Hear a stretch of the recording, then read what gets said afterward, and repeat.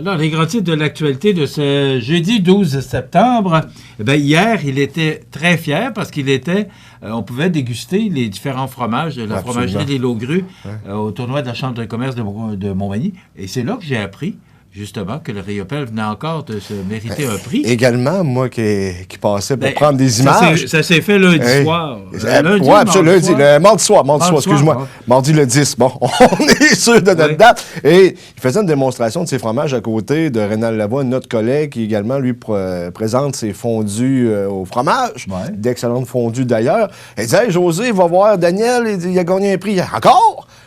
J'ai été surpris parce qu'ils n'arrêtent pas de gagner des prix. Là, ils ont gagné le meilleur fromage à côte fleurie du Québec cette année, mais c'est pas le premier qui gagne concernant ce fromage. En 2018-19, gagné en bronze dans la catégorie fromage à pâte molle à croûte fleurie, World Cheese Award Norvège. 2017-18, Angleterre. 2017, à Toronto. C'est rendu que la fromagerie de l'île aux Grues, qui est juste à côté de chez nous, ben, elle a une réputation internationale. Oh, là, je parlais avec M. Leduc, il dit, on peut que féliciter ces gens-là. On fait pas ça pour les prix, je le sais, mais quand tu es reconnu par tes pairs et tu es reconnu dans le domaine, ça vient réaffirmer ta crédibilité. Et ça ne peut qu'être bon pour les affaires par la suite. Donc, je lève mon chapeau ce matin à Daniel Leduc, qui est le directeur principal, et à toute son équipe de la fromagerie L'Île aux Grues. Vous faites de l'excellent travail et surtout, vous nous rendez très fiers. Il était tellement content de le dire hier. Là, mais j'espère. Je vous invite à venir nous voir pour qu'on en jase en détail absolument. Plus longuement. Mais c'est un bonhomme qui travaille... la fromagerie de l'Île aux Grues... tatoué sur le... Il y a le sillage des fromages sur le cœur. Ah oui, ça n'a pas de bon sens comment cet homme-là est dévoué à la fromagerie de l'Île aux Grues. C'est vraiment une belle acquisition que la fromagerie a fait il y a quelques années d'aller chercher ce monsieur-là qui met en valeur tous les produits de la fromagerie de l'Île aux Grues et, comme tu l'as mentionné, à travers la planète. Un mot à retenir pour le monsieur, Daniel Leduc, passion. Oui, je pense que ça définit bien le bonhomme. Oui. Écoute, je ne peux pas passer à côté de cet événement d'hier.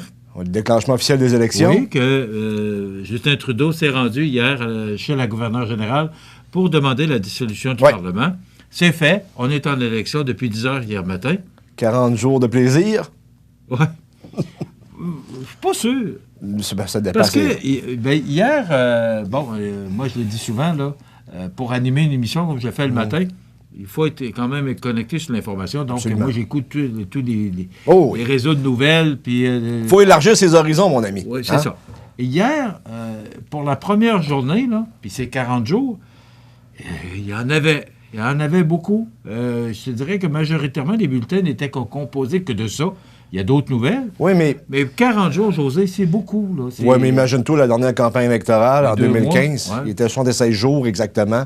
C'était assez long. Même moi qui aimais la politique, j'étais tanné à la fin. Surtout que ça allait moins bien pour nous autres à la fin. Et je te dirais que je comprends la couverture médiatique. Explique, parce que tu as travaillé pour François Lapointe. François Lapointe, un député fédéral. On remportait jusqu'aux 2 dernières semaines ce qu'on l'a échappé. On ne pouvait rien faire au local. Un jour, j'en expliquerai davantage. Mais je te dirais que pourquoi on en parle beaucoup? Parce que le Canada est un pays qui fait partie du G7. Ça veut dire des 7 pays les plus industrialisés au monde. On a un impact à l'échelle internationale. Avec Justin Trudeau, on a vu qu'il y avait certaines faiblesses aussi concernant le rayonnement du Canada, c'est-à-dire la notoriété que le Canada a présentement envers ses partenaires. Bon, évidemment, c'est pas facile avec Donald Trump à côté. Là. Je veux dire, c'est comme quelqu'un m'a dit, un ancien politicien que je nommerai pas, il dit, ça prend un livre pour le décoder, puis même là, t'es pas capable de décoder. Donald Trump, c'est pas facile. Mais ce que je veux dire en tout ça, c'est que on sait pas quelle sorte de gouvernement qu'on va avoir. Moi, je pense que de la manière que c'est parti, tout peut changer, là. 40 jours de campagne électorale, il y a bien des choses. C'est long, mais tout peut changer. Mais à l'heure actuelle, on s'enligne vers un gouvernement minoritaire. Mais explique, là. Parce qu'hier, on jasait de ça, parce que tout le monde parlait de ça hier, naturellement. des élections. Un gouvernement minoritaire, là, ça veut dire que c'est...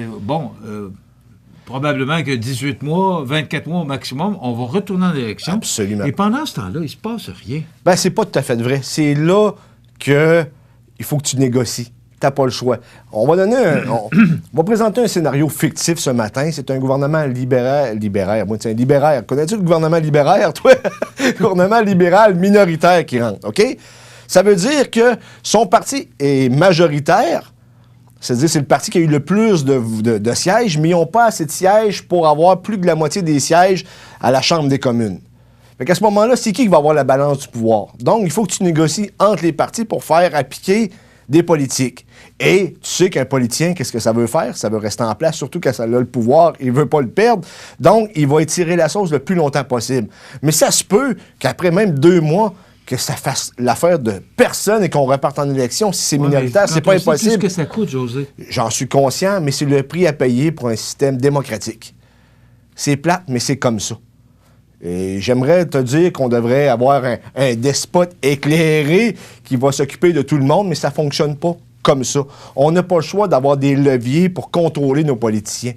Ou sinon, ça ne fonctionnerait pas. Tu me suis un peu? Oui, très bien. Fait que là, on ne sait pas, et je me répète, mais on ne sait pas pantoute ce qui va arriver. Là, c'est intéressant. C'est pour ça que la plupart des commentateurs en parlent, parce que ça va être possiblement très enlevant. Il y a beaucoup de joueurs, oui. Le Bloc québécois a repris de la force un peu. Tout à fait. Blanchette, mais hier, on n'était pas très positif envers M. Blanchette. Il y a du travail à faire pour remonter par rapport au Bloc. Je te dirais que le plus gros du travail est fait. Le plus gros du travail pour M. Blanchet est fait. Il est redevenu un joueur crédible. Et je te dirais que c'est attribuable... Il a redonné une certaine crédibilité. C'est attribuable directement à son leadership, sans l'ombre d'un doute. Tu te souviens du fiasco avec... Martine Ouellette, ensuite de ça, tu avais eu Mario Beaulieu, qui est un excellent militant indépendantiste, sauf que c'est pas un leader. Et en tout cas, il y a bien des choses qu'on peut jaser, et les conservateurs, absolument, et les conservateurs étaient sur un élan, si on veut, et ils l'ont perdu avec ce qui est arrivé concernant l'avortement. Ils l'ont complètement échappé. Et quand on dit que ça change vite... Ça change vite, absolument. Et là, tu as SNC-Lavalin, l'histoire qui revient encore et encore hanter le premier ministre Trudeau. Donc, on n'a pas fini d'en parler, mon cher ami, mais ça va être réellement intéressant. OK, merci. Demain, Souvenirs et nostalgie. Soyez des nôtres pour une autre émission d'information sur la Côte-du-Sud. Bonne journée, mesdames et messieurs.